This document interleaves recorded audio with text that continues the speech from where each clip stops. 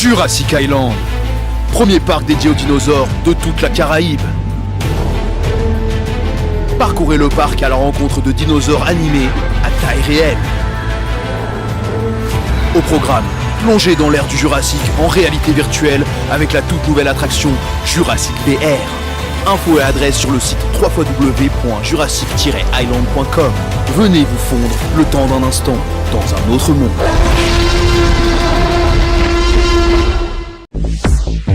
Hexagone, actualité. Je remercie les députés, je remercie M. Baptiste, Mme Bellet d'être présents. Et je remercie aussi toutes les personnes encore ici présentes et qui ont fait le déplacement. Je suis un peu émue. Après ces remerciements, je vais vous faire un petit discours, un peu dur, parce que c'est un sujet qui m'est très sensible. C'est un sujet que j'ai décidé aussi d'aborder quand j'étais mère adjointe aux droits des femmes, où j'ai côtoyé beaucoup de femmes victimes de violences conjugales. Et au départ, c'était des femmes que je devais accompagner, victimes de violences conjugales, mais je me suis rendu compte que derrière ça, il y avait d'autres souffrances de ces femmes-là, surtout les femmes d'outre-mer. Et c'est là que j'ai découvert l'inceste, l'horreur. Et c'est là que j'ai aussi décidé avec les filles d'engager ce combat. L'inceste. L'inceste est une réalité insoutenable qui frappe nos territoires ultramarins dans un silence trop longtemps imposé. Trop d'enfants grandissent dans la peur. Trop de victimes restent murées dans la honte et l'isolement. Pourtant, nous le savons, ce fléau ne disparaîtra pas tant que nous n'aurons pas le courage collectif de le nommer, de l'affronter et d'y mettre un terme. Aujourd'hui, nous sommes réunis pour briser ce silence et poser ensemble les bases d'une action forte et déterminée. Si notre association a décidé de mettre en place cette rencontre, c'est avant tout pour que les victimes soient entendues et protégées. Ce combat ne peut plus attendre. Nous avons trop souvent vu des enfants réduits au silence, des familles brisées, des adultes survivre avec des blessures invisibles mais profondes. Nous avons constaté l'absence de structures adaptées, le manque de formation des professionnels et la difficulté d'accès à la justice dans nos territoires. Il est temps d'agir. Nous voulons que cette rencontre marque un tournant, qu'elle permette de libérer la parole, d'alerter les pouvoirs publics et d'exiger des solutions concrètes. Je tiens à exprimer ma profonde gratitude au député Christian Baptiste pour sa mobilisation et son engagement sans faille dans cette lutte. Son action est essentielle, car elle apporte l'espoir d'un véritable changement. En mettant en lumière cette réalité trop souvent occultée, il envoie un message fort. L'inceste ne peut plus être ignoré et la protection de l'enfance doit devenir une priorité absolue. Son soutien nous rappelle que ce combat doit être porté au plus haut niveau, par des lois plus strictes, une justice plus efficace et des moyens accrus pour accompagner les victimes. Nos territoires ultramarins sont marqués par une histoire, une culture et parfois un isolement qui rend encore plus difficile la libération de la parole.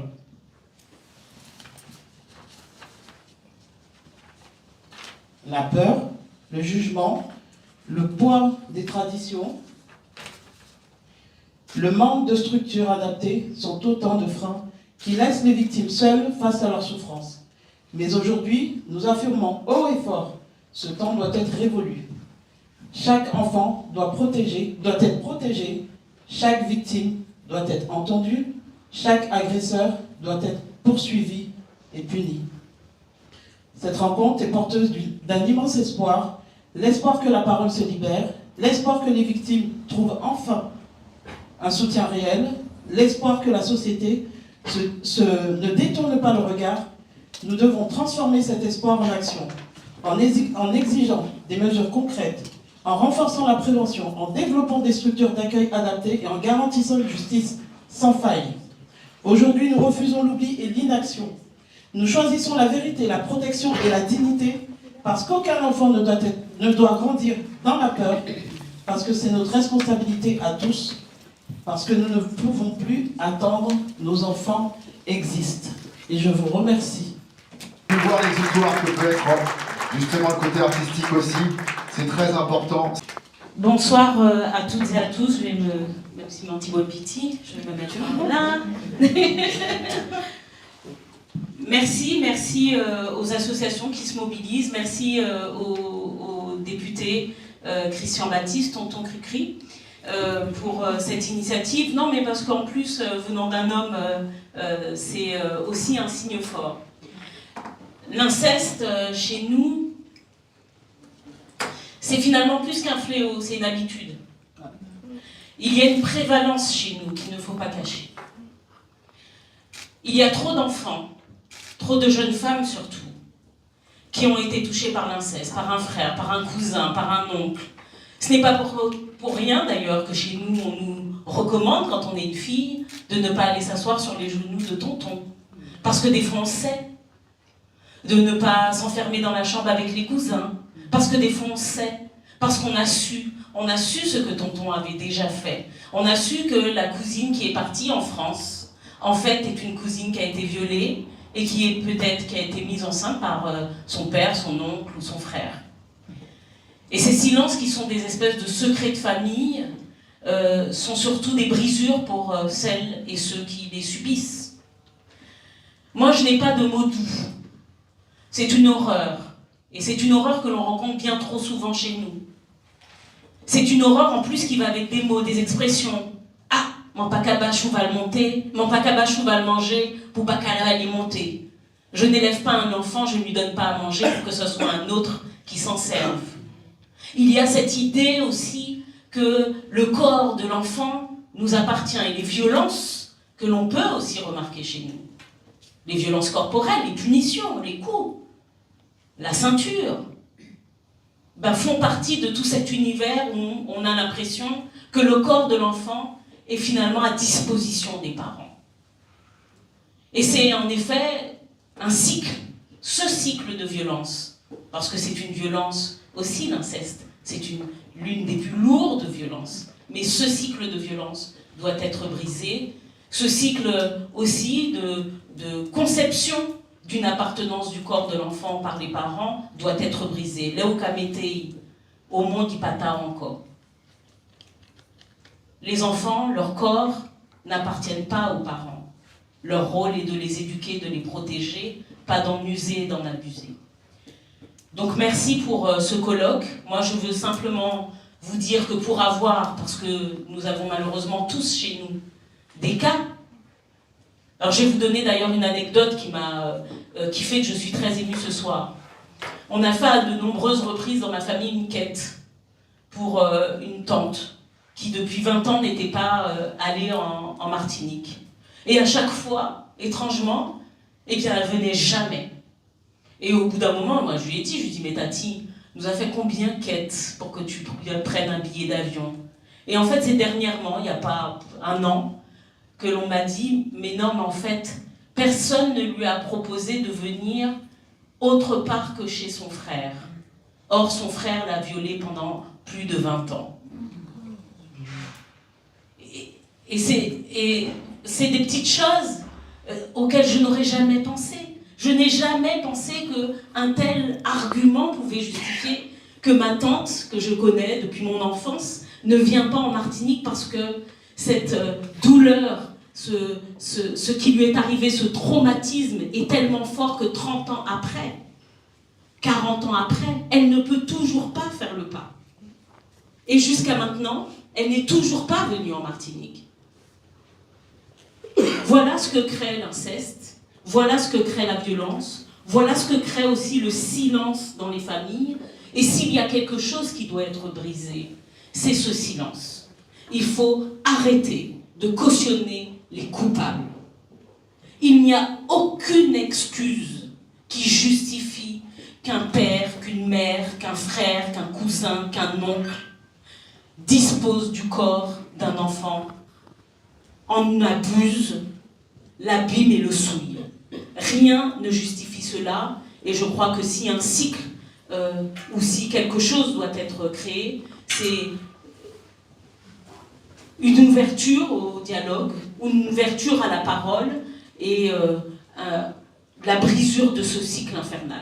Autrement dit, je me trouve au 126 rue de l'Université, ici à l'Assemblée, pour un colloque important ce soir sur l'inceste dans les Outre-mer, et ce, à l'initiative du CEFOM, dont la présidente est Vanina Nourel. Alors, d'abord, le CEFOM, c'est quoi? Le développement Le collectif de femmes d'Outre-mer et du monde.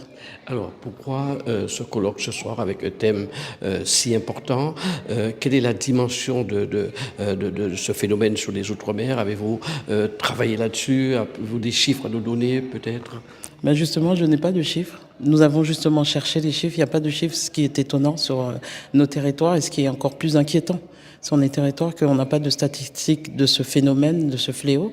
Et pourquoi avoir abordé le sujet? C'est qu'en tant que maire adjointe aux droits des femmes, où j'étais principalement dans la lutte contre les violences faites aux femmes, j'ai rencontré des femmes, au-delà des violences qu'elles ont subies, il y avait autre chose qui était caché. Et en discutant, et j'ai découvert là un certain nombre de femmes des Outre-mer victimes d'inceste et qui en souffrent encore aujourd'hui.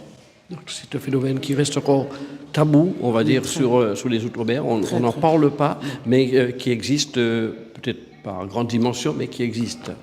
On honte parfois, mais surtout cette difficulté. Et certaines victimes que j'ai rencontrées, avec qui j'ai discuté, la difficulté, c'est ce sont des victimes qui pensent aux dommages collatéraux, le fait de parler. Donc au-delà du parent qui l'ont agressé, il y a tout le reste de la famille qui risque d'être impacté. Et du coup, ce sont des victimes qui ne parlent pas. Après, il y a d'autres victimes qui ont envie de parler, mais qui subissent des menaces. Oui, on peut penser qu'il n'y a pas de structure adaptée sur le plan psychologique pour toutes ces personnes. Effectivement, il n'y a pas de structure adaptée, il n'y a pas de structure d'accueil, il faudrait former plus de professionnels pour justement pouvoir détecter ce genre de situation et pour pouvoir encadrer. Et faire évoluer les lois, bien sûr. Oui, il y a un public fort nombreux ici ce soir. Qu'attendez-vous de ce colloque? Que les gens puissent parler, poser les vraies questions sur ce phénomène? Exact. Et déjà, dans un premier temps, et deuxième temps, c'est que ce public diffuse l'information et que s'ils ont des personnes autour d'eux qui ont subi l'inceste et qui se taisent, puissent parler. C'est pour ça que j'ai insisté sur brisons le silence. Il est temps aujourd'hui de briser le silence, surtout sur nos territoires. Je parle de la Guadeloupe parce que je connais, mais je sais qu'à Mayotte aussi, il y a un taux élevé d'inceste. L'ensemble des régions d'outre-mer. Exactement. Voilà. Donc à un moment donné, il faut y aller, il faut mener le combat pour faire évoluer les lois. C'est pour ça que j'ai invité les parlementaires, parce que c'est eux qui vont mener le combat pour nous. Alors, je suppose que cette association va donc aborder d'autres thèmes concernant les Outre-mer et le monde, et surtout sur les femmes, parce qu'il y a tellement de sujets à aborder aujourd'hui. Oui, on va aborder d'autres sujets, dont les violences faites aux femmes que nous avons déjà commencé, et nous partons bientôt sur la ville du Lamentin, mettre le premier dispositif de mallette d'urgence que nous avons mis en place dans certaines villes déjà. Ça consiste? Alors, c'est un kit d'hygiène, c'est une petite mallette avec un kit d'hygiène à l'intérieur, des numéros d'urgence et des bons pour récupérer des vêtements. Parce que tout en sachant qu'une femme victime de violence conjugale, quand elle quitte le domicile, elle n'a rien. Donc l'idée, c'est qu'au moins qu'elle garde un minimum de dignité.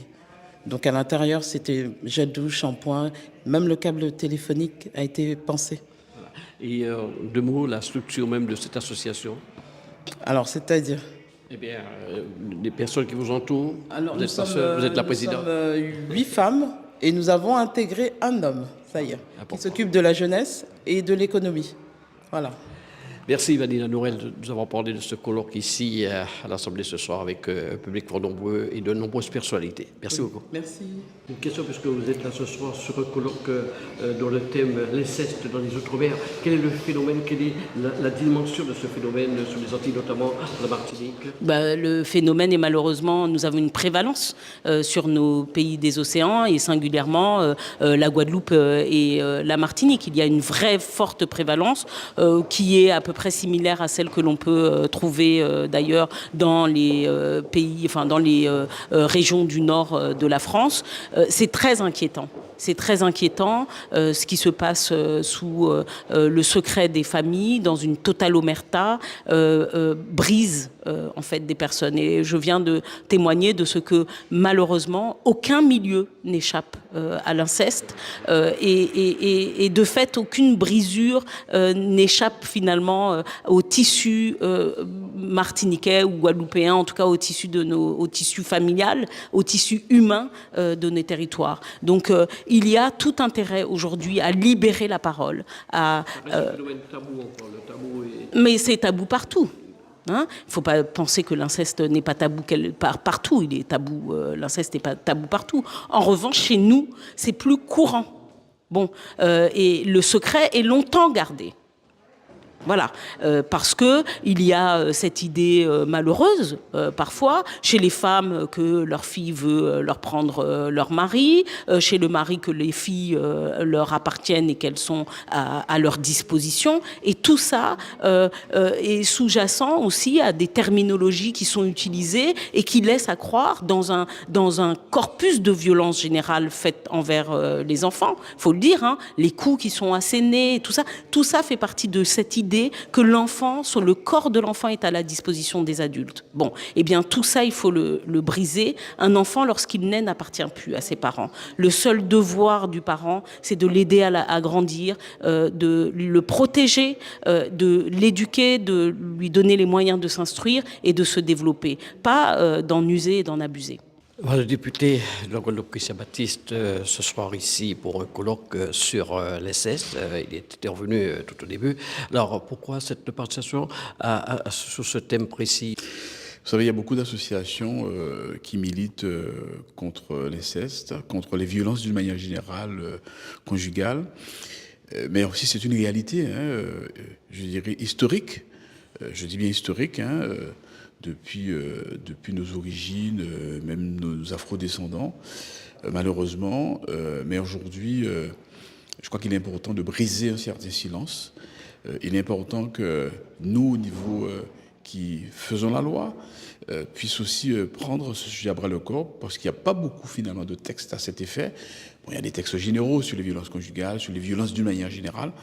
Mais c'est une particularité parce que l'inceste, c'est un viol. Mais c'est un viol aggravé, dans la mesure où c'est quand même lié à un parent, à un proche. Et parfois, c'est très perturbant pour celui ou celle qui est victime d'inceste et qui parfois peut ne pas savoir comment se situer, que ce soit dans le temps, que ce soit dans l'espace.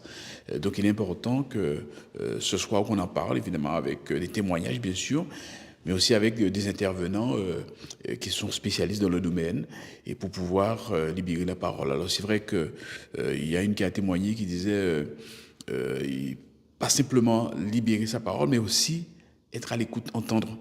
Parce que c'est ça aussi le problème. C'est pareil pour les viols, d'une manière générale. Souvent, il y a des doutes. On se fait violer, on se fait agresser. Alors, il y a le doute de savoir, oui, mais est-ce qu'on n'a pas été complice ou parce que quelque part, on n'était pas consentant. Voilà. Donc, je crois que c'est surtout l'écoute aujourd'hui. Je crois que ce colloque doit nous permettre de bien prendre conscience, d'écouter, d'entendre et évidemment apporter les solutions, que ce soit au niveau juridique, mais aussi au niveau des spécialistes de l'accompagnement psychologique. Est-ce que ça peut nourrir le travail du parlementaire, justement, pour des travaux futurs ? Tout à fait, c'est exactement ça le but. Le but de ce colloque, c'est bien pour nourrir les travaux parlementaires. Une loi, évidemment, lorsqu'elle est élaborée, il y a deux choses. Il faut qu'il y ait la volonté politique, bien évidemment, des dirigeants d'une manière générale. Ça peut venir du gouvernement, de l'exécutif, ça peut venir du Parlement. Mais nous devons, effectivement, pour adopter une loi qui soit adaptée à nos réalités, faire appel à des spécialistes, faire appel aussi à des témoignages, faire appel à ceux qui vivent la réalité. Et c'est là où ça devient compliqué. Ça reste tabou. Voilà, c'est là où ça devient compliqué parce qu'il faut soulever des tabous, il faut soulever, défoncer des portes qui sont vraiment blindées, je dirais, entre guillemets.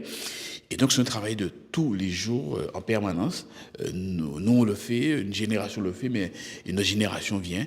Et puis aussi, je pense qu'il faut faire appel à des spécialistes, notamment des historiens. Et des historiens c'est une science. L'histoire est une science humaine, elle n'est pas exacte. Mais aussi, il faut avoir cette capacité de pouvoir remonter dans le temps et de faire le cheminement et de comprendre.